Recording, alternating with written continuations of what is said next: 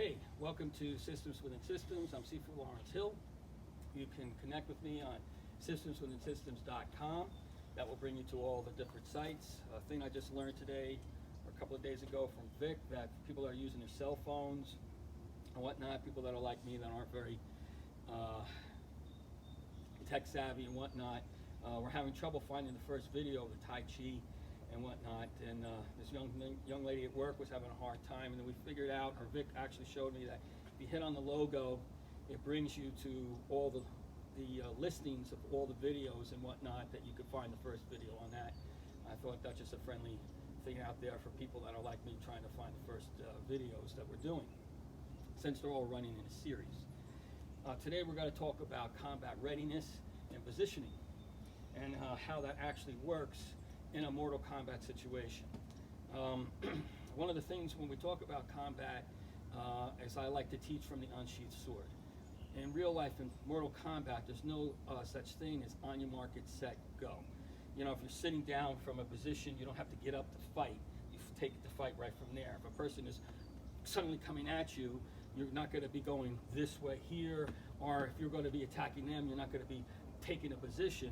Your positions are going to be very, very stealth and be able to react right away, like the art of drawing the sword. As you take action, you're also cutting. So the whole aspect of actually being in a combat situation is I like to teach from stances that are just standing here, which is most likely what you're going to be doing, whether you're walking or you're just standing and looking at something, right? A basic T stance, so that if you do get pushed or you go back, you always move back from one foot or forward from the other foot. Real simple stuff. And it's important as you're in a situation, hands here, and hands here.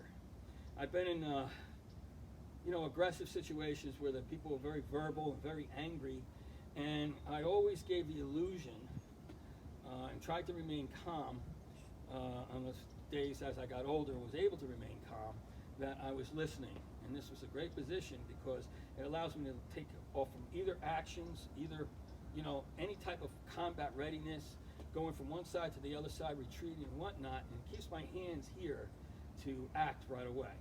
Anything from here, right? Depending on what you're standing with. Dealing with real life situations, sometimes many people are much larger than you. They feel they have a combat advantage, or they have a weapon, or convenience. There could be more people get killed by hammers and screwdrivers and wrenches and chairs than they do from guns. Knives, of course, are the second one, but as I said, it's very difficult to grab a knife and stab somebody unless you're already ready, or the person's holding the weapon in front of you and you have to defend against it. That's some of the stuff we're going to cover. As well, not giving things away, being more stealth. If a person is facing me and I'm standing this way here, then I'm also letting them know that I know a little something, or something's going to be coming up, and it helps them and makes them prepare and come at you more aggressively as well. Though when I'm startled, if somebody startles me, my hands come up, and that's just a reaction. All right, so that will happen as you get more deeper down the line with your training.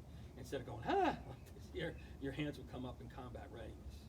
So basically, it's going to be looking at a person's position and moving to that position. So when we talk about it, when we talk about a pressure point system or whatnot, you have the mock out there, which has all these different things, and it works, and it to an extent, where you're going to be strike zones are. But your basic strike zone is right down the center. Anywhere down the center, that's kind of where you want to be able to work off of, and to knock a person's energies off or the stability off by hitting around that center as well. So we'll discuss that coming up. So this is going to be a mini series on combat readiness and blocking going in, how blocking works and whatnot. So I won't this will be probably the longest video. I'll try to make them short. You can watch one after the other if possible. And we'll start getting those out there for you, and what it means to do something in a Mortal Kombat situation. In other words, your life is on the line. Somebody's coming at you with a hammer or an axe, or they're coming at you with a chainsaw. They're coming at you. They're much larger than you. They're bigger than you.